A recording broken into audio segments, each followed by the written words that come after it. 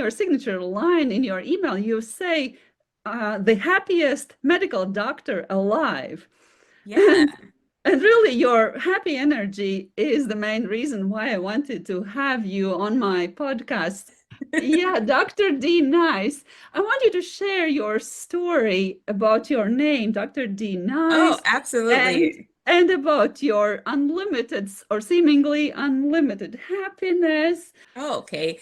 We'll start off with the name.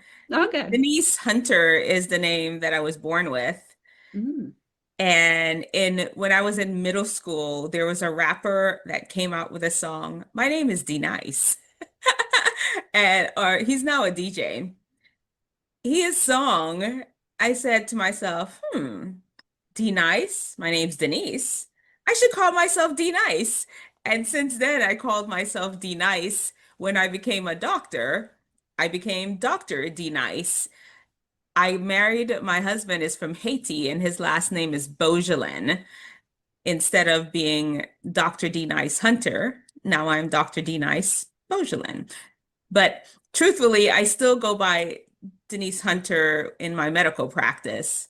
I was born in Jamaica, in Kingston, Jamaica, where it seems like every single Jamaican was born. If you meet one, Mhm. they will more than likely tell you they're from Kingston, which is the capital of Jamaica.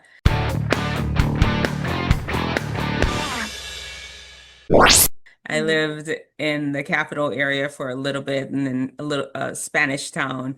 Then we moved to Mandeville, which is a cooler, more hilly place. It's very interesting. In Mandeville, the dirt there is red. It's like a red clay, very like a deep burgundy color. Even Uh-huh.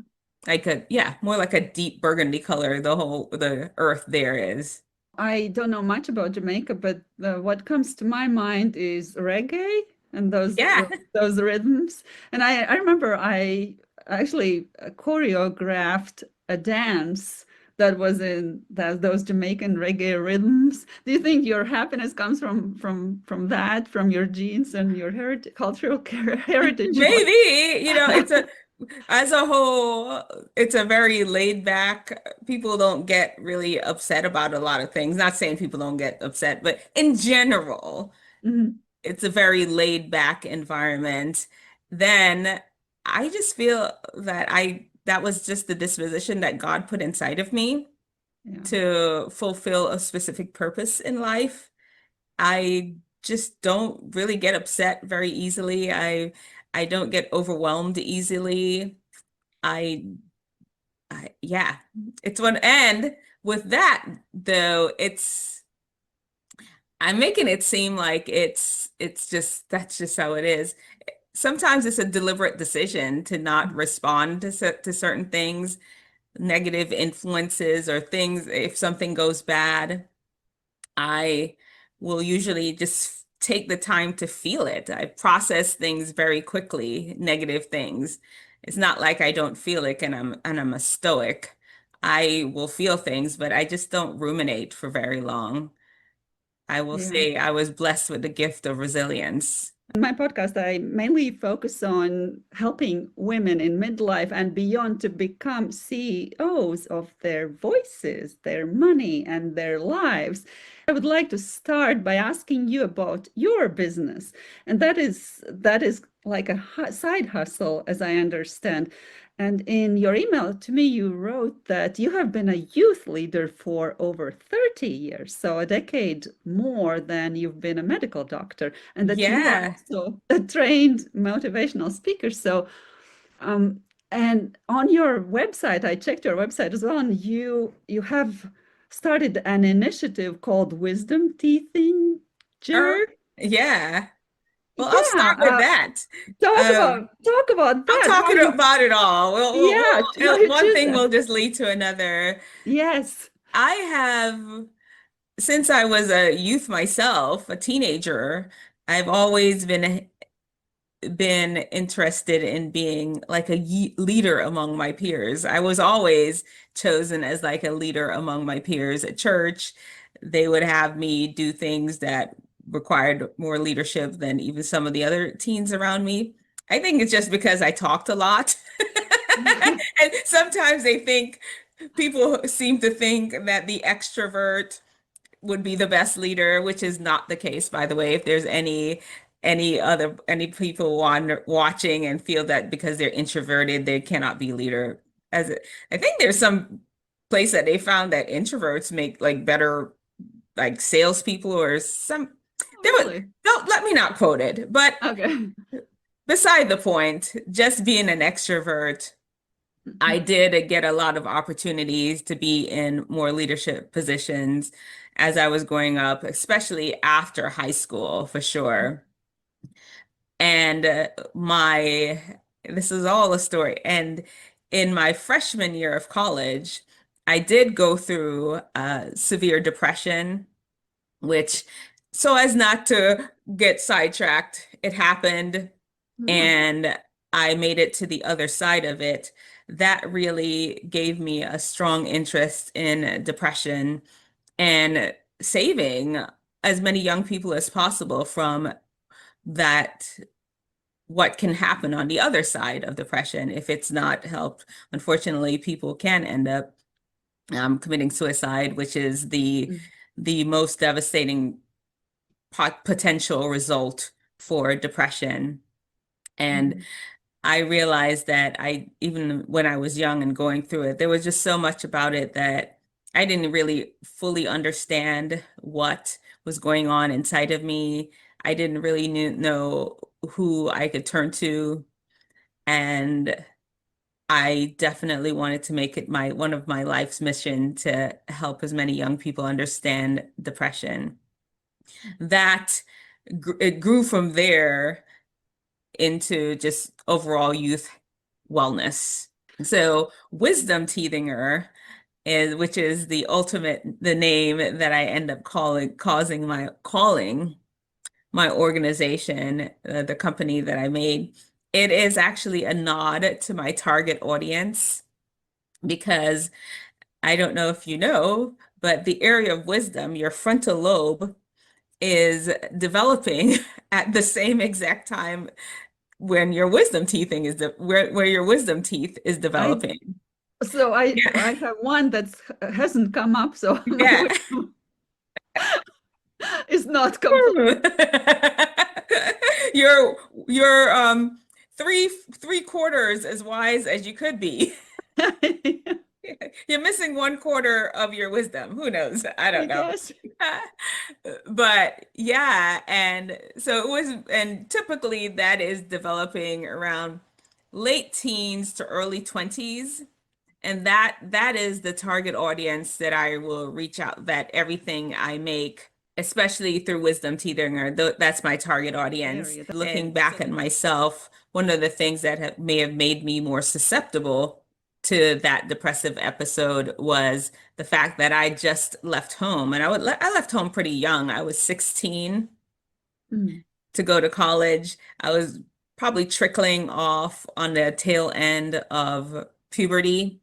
So mm, definitely some hormonal things, not obvious hormonal issues, but that plays a role in how you behave, or how you respond to adversity. Because mhm, definitely was a triggering event that led to the depression. Then the change in diet. I was no longer eating home cooked meals for my Jamaican mom and dad. I was yeah. now eating cafeteria food and definitely eating out more than I would. Just a whole lot of different factors that played a role in it that sometimes we just don't look at that is not brought up often, even in medicine where I'm a part of, some of the lifestyle things associate that can be beneficial for depression or beneficial in just understanding it are not looked at as much. So, and at some point, as I understand, you established or founded a company. When was that? And what does your company offer right now as Yeah. products So or that services? was in man, I'm sorry. That's fine. No, that was probably about 2013. Yeah, 2013 is when I started it in Colorado. So initially, what I did was more like church youth groups. I Hmm. was the youth leader at my church. And after I had my children, I have three boys. I was no longer the church youth leader because it's if anybody watching and yourself have ever been a youth leader of a church, it's a full-time job. Hmm. And along with being a doctor and a wife, I now had another full-time job of being a mom. I had to quit something, so the youth leadership went down. But from with there though, because of I'd been people knew I was a youth leader. I'd be invited to churches and schools or some to just give little presentations. I didn't do it a lot just because, like I mentioned before. And so that developed into me. I started also putting little teachings on YouTube, little words of wisdom. I call them Wisdom Wednesdays. Oh. I was consistent every single Wednesday for a long time, just putting up little blurbs on YouTube. Most of it was a lot to just practice my speaking and presenting how I present myself. When I moved to North Carolina, which was in 20, oh my goodness, this is crazy. Why am I incapable of thinking of dates very much today? 2016, I believe I moved to North Carolina. Mhm. When I moved here, I really worked on the branding of the company a lot more to really hunker down on what it is I wanted to present.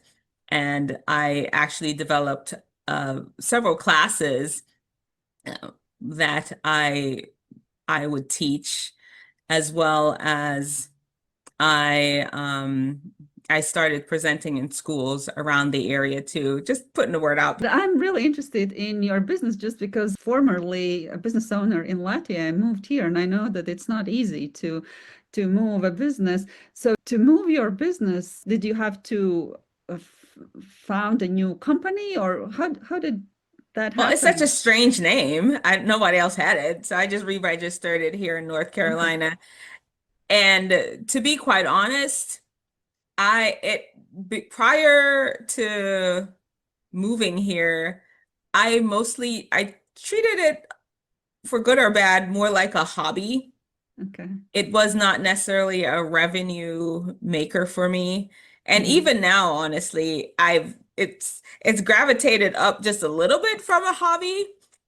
Okay. It's still treated as a hobby, though. I will say I don't spend a lot of time developing it as a company. The purpose is there, the website is there, the projects I do are there, Hmm. and it will go in spurts. Like for example, I had a weight loss class that I was teaching teenagers. I contracted with a medical center to teach this weight loss class for teenagers.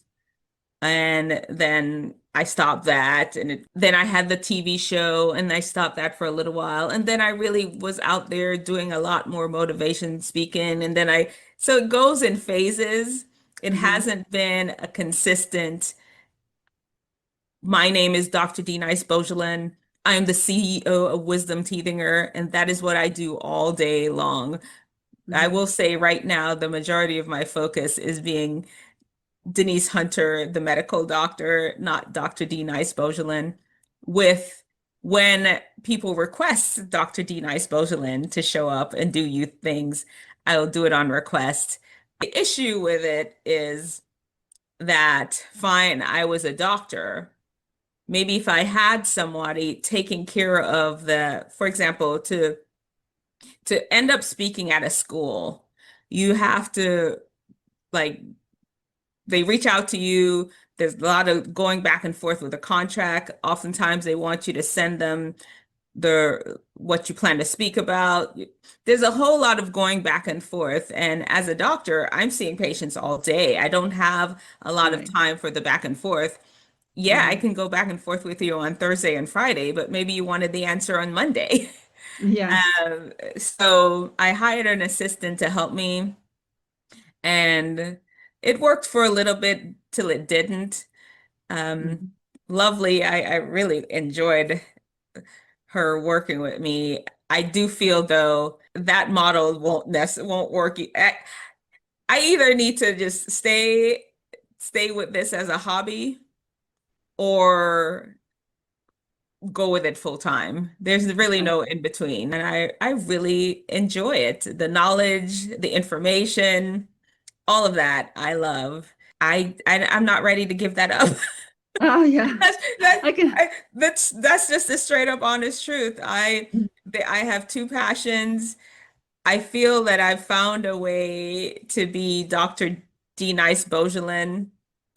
I found a way to be that and be Dr. Hunter. Mhm. That works for me right now. I do feel though, honestly, that there is going to come a time where the need to really work with young people and pour more into them and share my knowledge and expertise and my passion for them. Mhm. There is going to become a time where I'm going to have to just to go there. If I'm going to leave my job as a medical doctor, which if anybody's watching where I work, no, that's not what I'm not leaving. If ever I leave my job as a medical doctor, it's not going to be for something that I'm not absolutely passionate about. And I'm more passionate about youth. Yeah. Yeah, I understand that that passion about youth because I've actually worked as a teacher at a high school level with high school level students for about 5 years, and I totally enjoyed it, and I also never had any problems. I really, really liked it, but I started my own business and I could not Yeah. combine those two. So yeah, I focused on the You business. had the same thing the same tension that I Yes. was Yeah. expressing. Yeah. But you made a choice. You jumped over and I'm sure you're doing well. Yeah, I You're a did. pretty driven personality. But going back to speaking to youth as a public speaker, how do you refine your messages? What are your main messages, and how do you find those speaking gigs if somebody wanted to do that, who's listening from my So audience? typically, like I said, when I had an assistant, that we were deliberately reaching out. Now Mhm. it's just word of mouth. For example, every year for the past 3 years, I speak at a Wake County public school event. They usually have almost close to 1,000 youth representative, each of them a small group from each of the local high schools. There are 33 high schools in Wake County. It's a thing they call Great Explorations, where they bring freshmen and sophomore together to just learn life skills. And there's a segment in there where they talk about like mental health and health that I would use. It's typically like word of mouth, like that. So, but I don't actively go looking for speaking opportunities right now. Okay, not Yeah, so anymore, as I understand. not anymore, not anymore. Mhm. It takes a lot of energy, or Okay, not even energy, time. It takes a lot of time, and right. I found that it's not something I could do. And see, I know that for every business owner starter who wants to promote themselves, you need to be able to speak publicly. And I know that people sometimes are held back because of that, that they are afraid of public speaking. What do you have any advice since you talk with youth and they probably have the same issues? Do you have any advice how to just start? How to, because I think those first steps are the most difficult. Yeah, I feel like in just to clarify, your speak how to speak publicly. Yeah, promote yourself, how to get over that, talking about yourself and what you do. Yeah. Well, the way I look at it is, and this is going to sound horrible, but I look at it as like I have something they need. Yeah, I have determined that there's something that I have inside myself to share. yeah. I have And to make sure people know I have it. Because if you don't let people know that you have something, they're not gonna know what they're just not, they're not gonna come knock. Excuse me, knock, knock, knock. I heard there was a youth speaker in there. yeah, Like, that's not gonna happen. You right. have to let people know. Yeah. And when I mentioned the word of mouth, because people know that that is something of interest to me, opportunities come to me, and I'm not even trying. Yeah. Very, very hard. I won't say I'm not trying at all. I'm not trying very hard. I let people know though that what I'm doing, and that's the biggest thing I would say to people. If there's that you're interested in or direction that you're interested in taking your life, you have to let people know we're human beings. We operate on relationships. Nobody's going to be able to read your mind and decide that, oh, you know what? I think she's interested in crocheting. Let me see if I could get her in a crochet. No, no, but they could help you get in a crocheting group, but they have to know that you're interested in it first. So I definitely believe in just saying it out loud, getting past that, and just understand that that interest is in you for a reason. You have something to share with the world to help the world be better. Don't keep it bottled up inside of you. What they say, what there's lots of, oh, I wish I could say it right. There's a lot of people in the graveyards that died with their dreams or something like Yeah. that. Yeah, like you know what I mean. I do.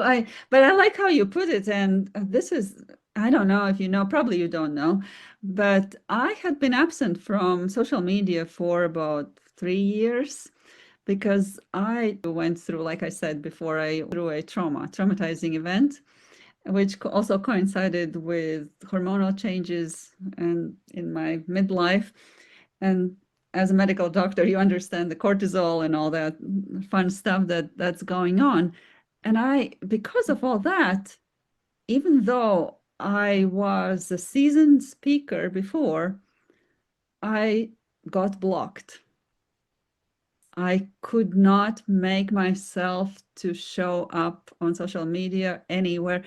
I was still speaking in my little Toastmasters club because that's where I felt comfortable, and Mhm. that also and to some extent helped me to process my trauma without trying to dump it on the listeners. But what you just said, that it's not about us, and when you start pivoting and understanding that you are offering something helpful to the others, that that helps you to resume or start doing that. When we forget about ourselves and think how we contribute to other causes and helping others. So that was just a transition that I wanted to make to get into the next question. So you've been incredibly active on social media, even though you said that you used to have an assistant, but you still show up. How do you find time doing that? I really like those posts where you have text because it quickly shows your thought process where you are at certain moments of time. And I noticed there was a post from July 1st of 20 chicken and mac and cheese recipes killing you. Just saying. So this is probably from your when you were talking to your audience. So what is your audience? Is it mostly, you would say, teenagers or parents? And I also On noticed my some personal, comments underneath. yeah, Yeah. Who are you talking to? my personal Instagram page is just whoever sees it. It's mostly just friends. I don't have a lot of like I have some random followers, Uh-huh. but I don't have a specific person that I'm talking to on my Instagram. I'm just posting my thoughts and feelings. There's no organized structure to my Instagram. When I first got on Instagram, I used to just post what I wore. Uh-huh. I had just had all my children and I felt like I had lost my sense of style. And I Oh. said, if to myself, I go to church on Saturdays. I told myself if I had to post a picture every Saturday after church, then I'll make sure I look decent. And so that's what I was doing initially with Instagram. Then I went through a phase I was posting Bible verses. I went through a phase where I was like giving a little health tips. So and right now I'm at the phase where I will put little phrases, things that pop in my head that let me make a little words and put it up there, or I'll put reels. I make little videos of what I'm doing day to day. It's very random. It's really fun to see you being so open and not worried about anybody like criticizing whatever you do, whatever you say. Have you had any trolls that say rude things to you? And how do you deal with I that had if you do? I had somebody send me like a nude picture. I Oh, just I just blocked them, oh, and then I've had a random man like hit on me before, but mm, I just once again ignored it. I- mm, To me, I don't know. Social media doesn't mean that much to me. It's not that big a deal. yeah, I prefer real life. I like real I put stock in my real life interactions, and I feel like I'm expressing my genuine self. I'm not doing anything extra. I'm being myself, and I just those things don't really bother me. If somebody decided that they didn't like something I post, I'm like, I don't know you. Who are you? Like, okay, you didn't like it. I don't have to interact with you in real life. yeah. Talking about that specific quote that or text that I just quoted, I think that I paid attention to it because be- before I scrolled through your Instagram account, I looked at your website and what all the things that you offer. And one of those things that stood out to me was it weight loss for teenagers or nutrition Yeah. coaching or something like, and then I noticed that post about grandma's chicken mac and cheese, and there was some wrote them down. Somebody said, nobody asked for this comment, just rude, LOL. And then somebody says, I'm still gonna eat it, and stuff like that. But I'm assuming those are your friends, just kind of Yeah, I like think it was a couple of my saying it. friends too. Yeah, I don't have a lot of Yeah, random people saying that it. post on my Yeah, things. saying it jokingly. Mhm. Yeah. But if we talk about this thing seriously, there is a lot of culture around our nutrition, and even though a lot of things are not really healthy for us that people eat, people would still, stick with those traditions and not, care about their own health. Could you talk a little bit about Yeah, that? I think I there is something I would say often when I do some presentations that people choose their foods typically from because of cost, because of convenience, Mhm. culture. It's usually not because of nutrition. Those Mhm. are typically the three big ones: cost, convenience, culture, which is seems like the wrong thing to do considering this it's what builds your body. Right. But once again, those are hard things to jump past. It's hard to know that your family, like I'm Jamaican. And even when I Mhm. was vegetarian for a long time, even when I was vegetarian, I would have an occasional oxtail. If you're Jamaican, you know Jamaican oxtail is like the best. I would have it occasionally, even though I considered myself not even just vegetarian, I was pretty much vegan. And Wow. that was because it's a cultural thing. I still had to have Mhm. it sometimes. Then you have people that because of their economical situation or because just even simply because of where they live, the access that they have to certain foods is just not there, and they just have to buy what they buy. They go to the store and things they can get soda for, I don't even how much do those cost. I've never bought a soda in years. Like Yeah. what, $2 a liter, $2. I have no idea, but I know it's not very expensive. A lot of these processed foods are not very expensive, so costs, they can get things cheaply for not much money. Convenience, Mhm. you're you've just taken your kids, picked them up from baseball practice. It's 7 at night. Are you going to go home and cook a full meal because you just got off work yourself? You just swing by the fast food place and pick something up. That's just Yeah. where we are right now with how people choose their foods. And it's just a matter Yeah. of maybe switching the mindset, switching the priorities to choosing better things.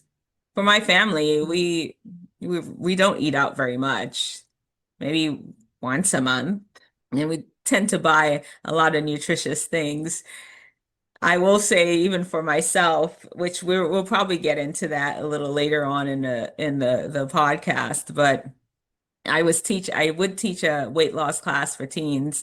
It's called body hacking. This is information that if you adopt it into your life, you just never have to struggle with weight ever for the rest of your life ever. But myself, the same time I was teaching the class, I during the pandemic, I went through menopause at the same time, and then the pandemic being like hunkered down in your home and not as active. I put on like a whole 20 pounds. And Oh, wow. Yeah. it's for ladies that are watching, it's not as easy to lose weight when you're perimenopausal, menopausal as it was before that.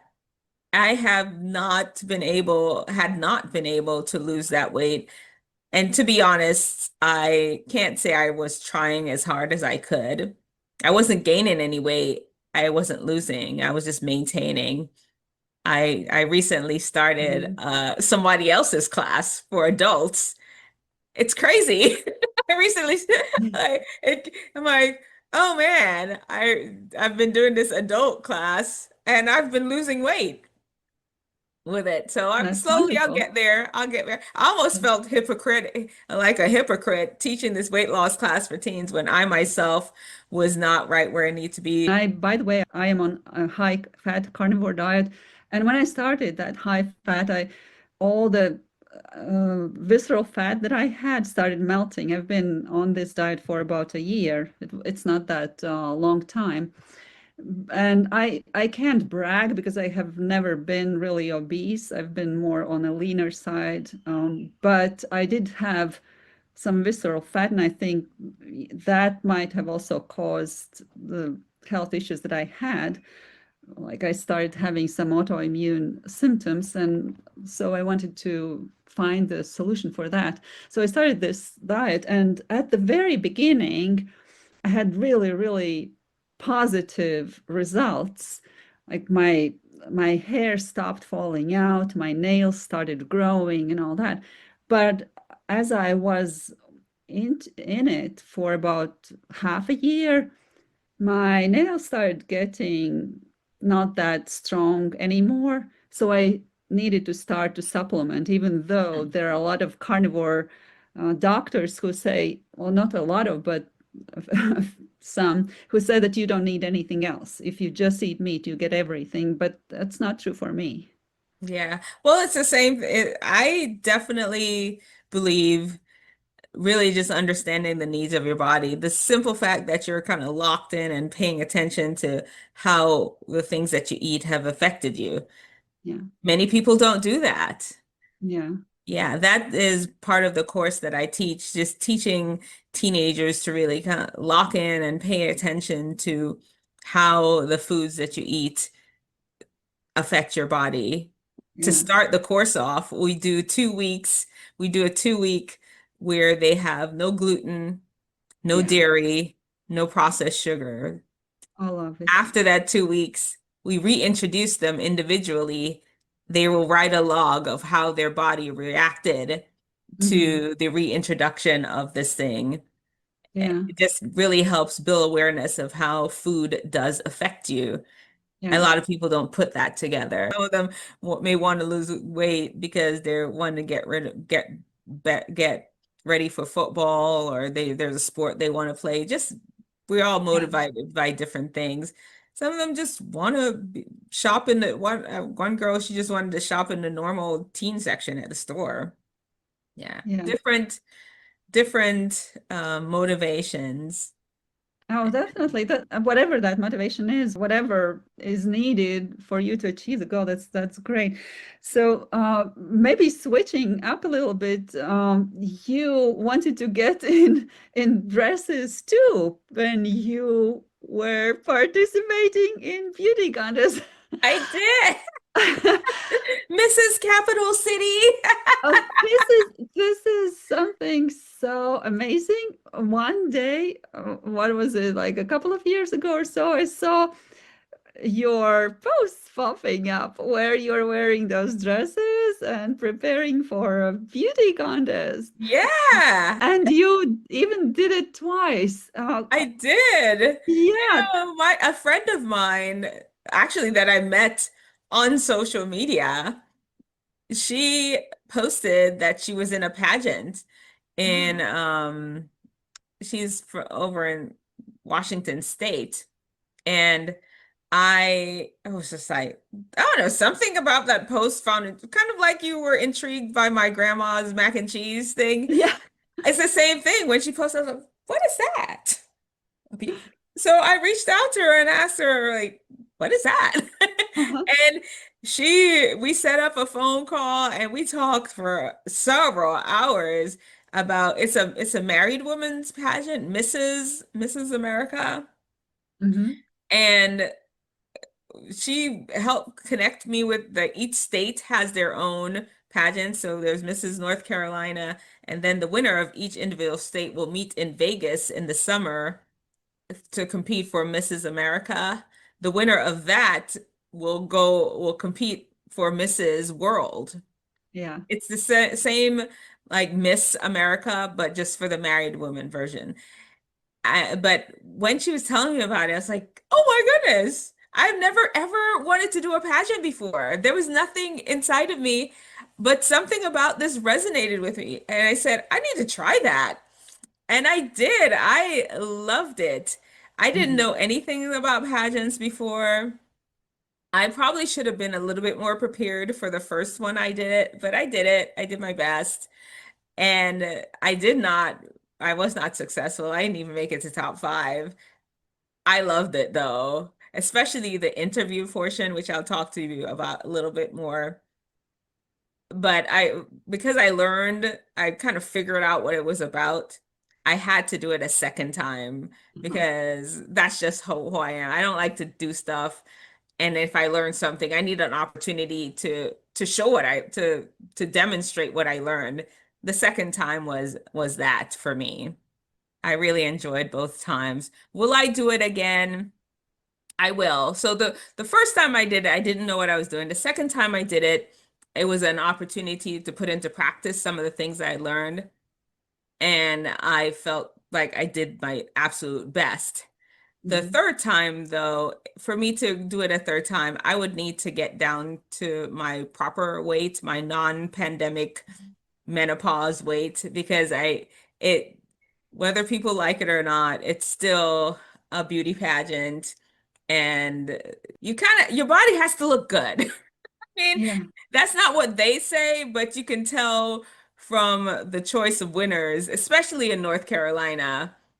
There's some states that maybe they will choose heavier contestants. I don't know. I won't say heavier, but non-traditional body shape contestants.